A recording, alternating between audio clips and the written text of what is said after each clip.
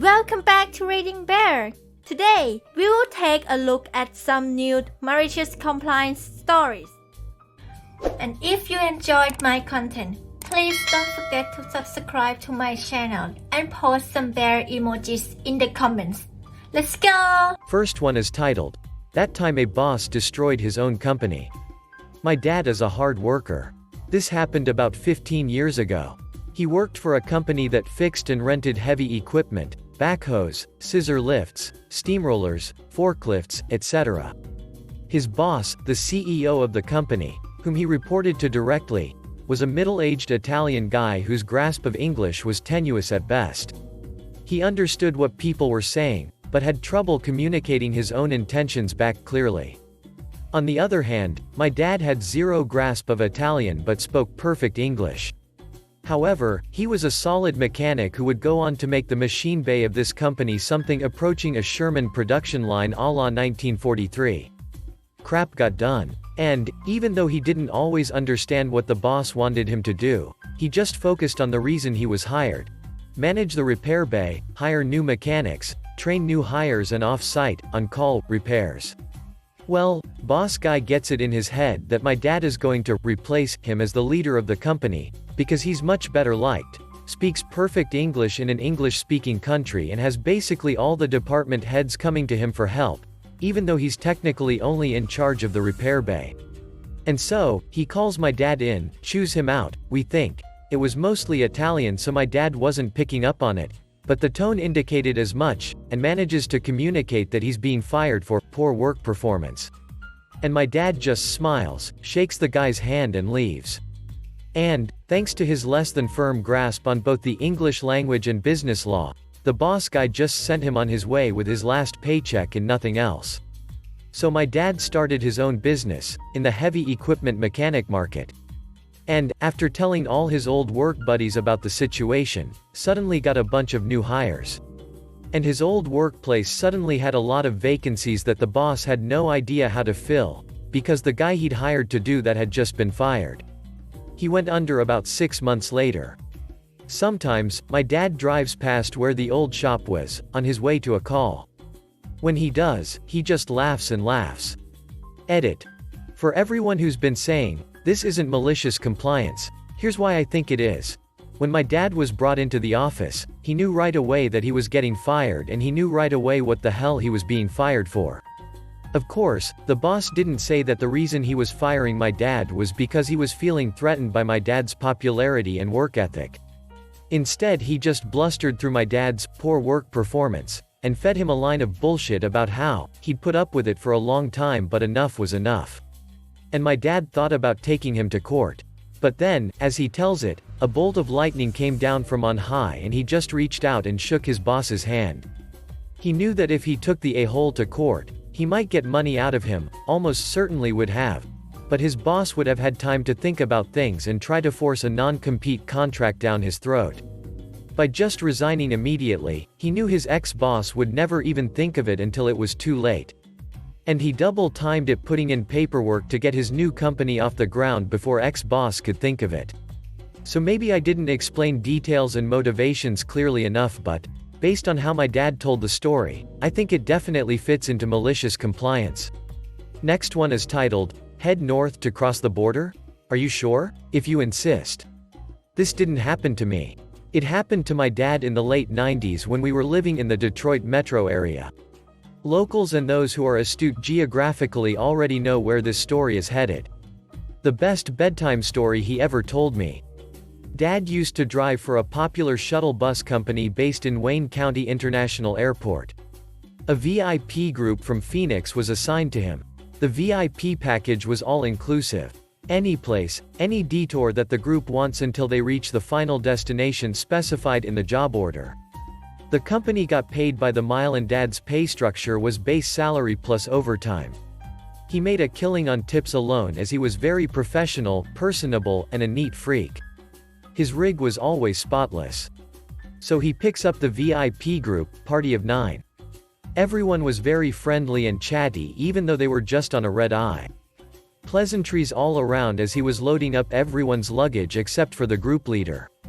Let's call him Napoleon, as in Bonaparte, short man syndrome, Napoleon complex. Napoleon looked upset for no apparent reason. One girl in the group, let's call her Eva, who was distantly related to Napoleon, even pulled Dad aside to apologize in advance because she knew Napoleon will be rude and abrasive. "This is how he operates," she said. Once everyone is seated, Dad makes the safety announcements, asks everyone to buckle up, asks everyone to make sure their US passports can be easily accessed, etc.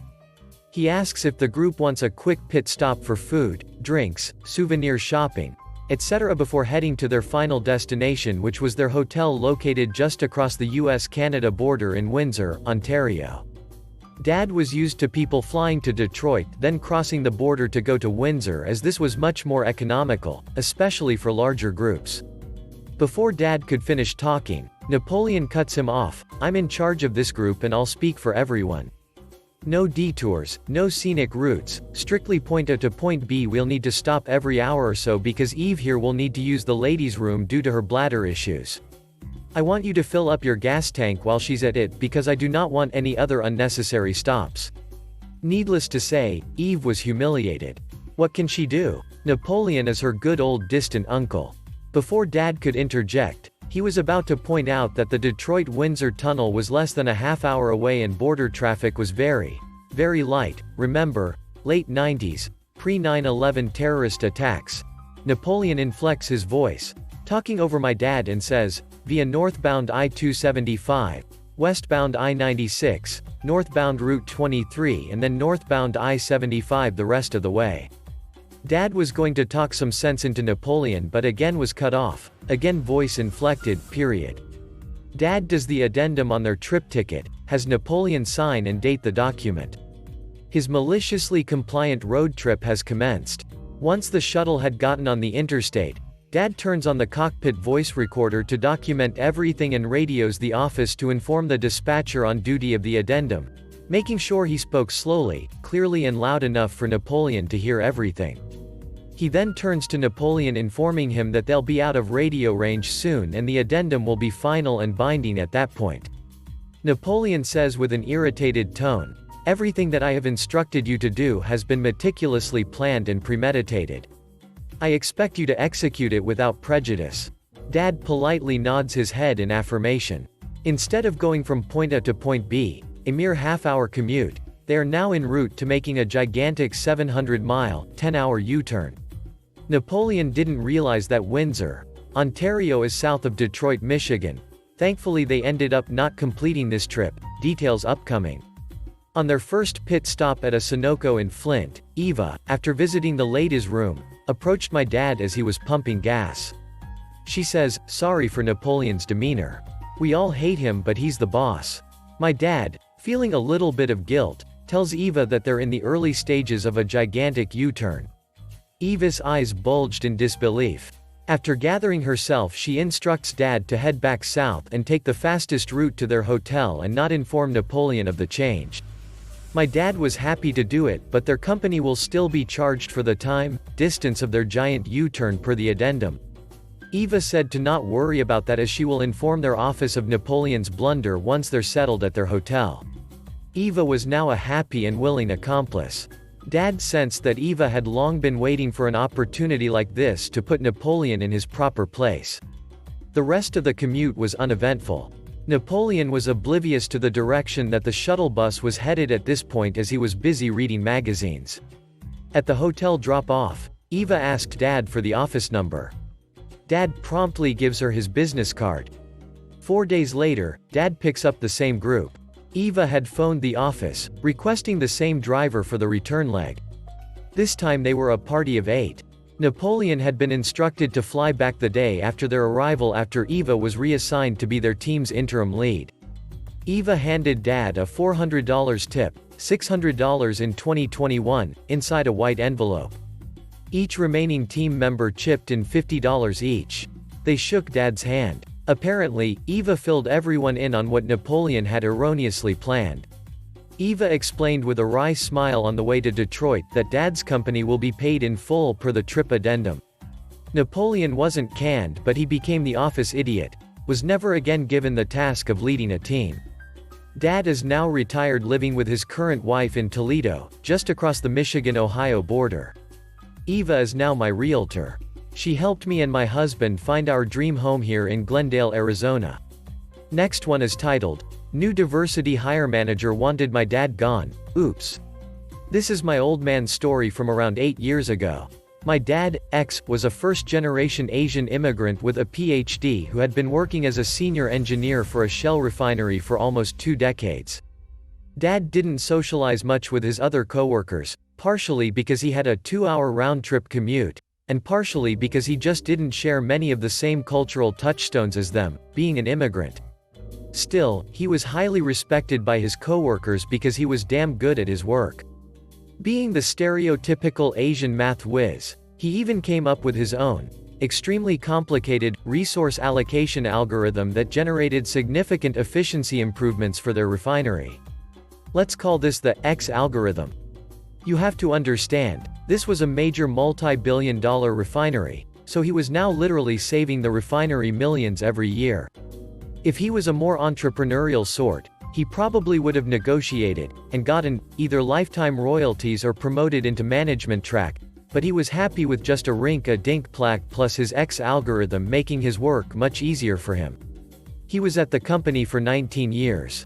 Over the course of these 19 years, most of his managers either retired or were promoted into senior management outside his orbit, but each time they'd tell the new replacement, "Hey, don't duck with X, he's a good dude and saves the company a ton of money." Dad didn't play the schmoozing game, so he stayed as a senior engineer and never made it into management track, but he was alright with that. Unfortunately, during the 19th year, there was a 3-month gap between the last manager leaving and the new manager arriving. This time, the message wasn't conveyed. The new manager was, for lack of a better term, a diversity hire. Unlike the previous supervisors my dad had, she was in her early mid-20s, fresh out of college with just a bachelor's in management and 0 engineering background. She was now supposed to manage a team of mostly PhDs with decades of experience in the field. To be fair, that probably wasn't easy for her either. She had the typical liberal arts college attitude of always knowing better than you, and hell, I say that as a liberal arts major, and there was immediately friction between her and my dad. She probably just wanted to demonstrate her authority, being new, and my dad seemed like an easy target, being the old guy in the department who never hanged out with anyone. It all came to a head one day when she very publicly called him out on some calculations she claimed he got wrong, and offered rather smugly to teach him the math behind it. Oh hell no. Asians in particular tend to care a great deal about face and respect, especially for your elders.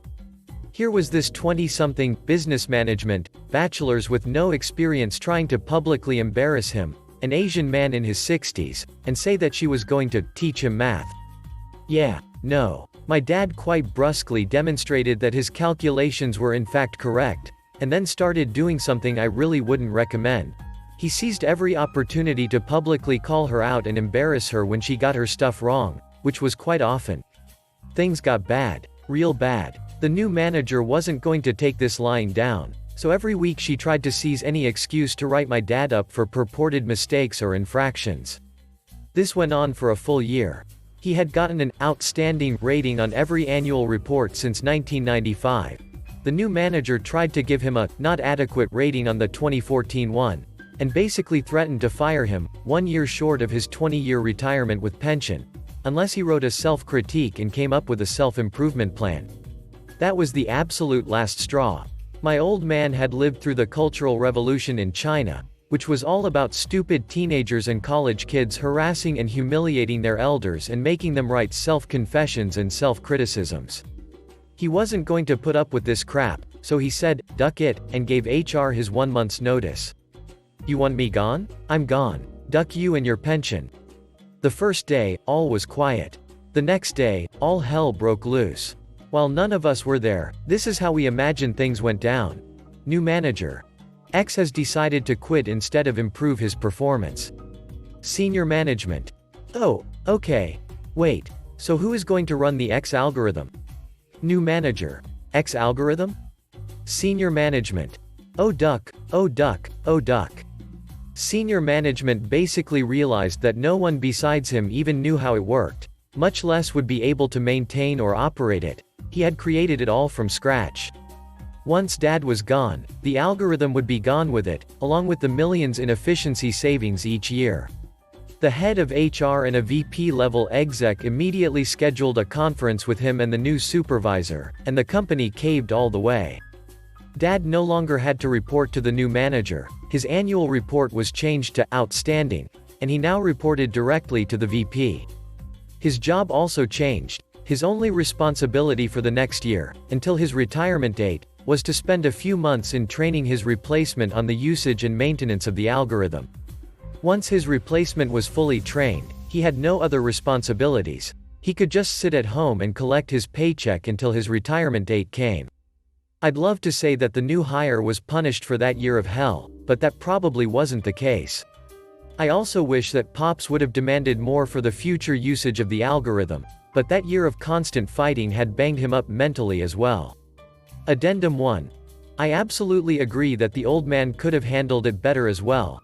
My mom and I told him as much, at the time. It's almost never beneficial to be going to war with your boss, but he was just too old and ornery to put up with any levels of crap at all, especially from someone who objectively knew much less than him. Addendum 2. A number of people seem to be triggered by my usage of the term, diversity hire. I apologize if that felt offensive, but quite frankly, that's the shortest and most accurate way to describe her. An early 20s fresh out of college with no work experience or engineering experience, who was assigned to manage PhD engineers with 20 to 30 years of experience. Shell is a huge multinational. My old man had worked for all sorts of bosses across all ethnicities and genders, all of whom had significant experience in the field. They weren't diversity hires, but she really was. My old man's a first-gen Asian immigrant. He didn't give a damn who people were, just that they knew what the duck they were doing. That said, I'll go ahead and change most mentions to new manager. Doesn't really change the thrust of the story, and if it makes a few people feel better, sure, why not? Next one is titled, Shut It Down.